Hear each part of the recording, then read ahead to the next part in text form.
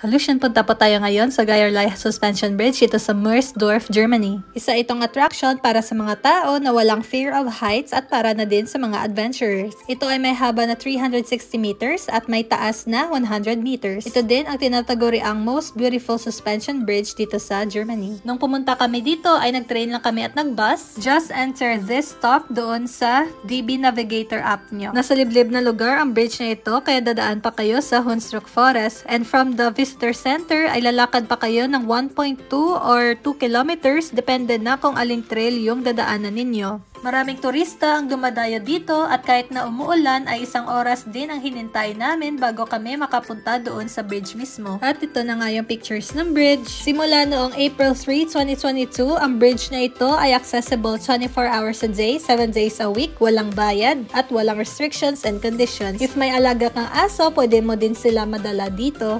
Actually, meron po akong fear of heights, kaya ayan, kapit lang beshi, yumayugyog ng bridge, umuulan pa at mahangin. Gusto kong bumawi, kaya after a few months ay bumalik ako dito. This time, wala na yung takot ko, kaya naman ay mas positive yung experience ko. Shoutout na lang din sa boots namin na super muddy. Totoo nga naman na kapag nalagpasan na natin ang kinatatakutan, ay kadalasang naghahatid ito sa atin sa pinakamagagandang sandali ng ating buhay. Thank you so much for watching. I hope you enjoyed. Please like and follow for more. Cheers!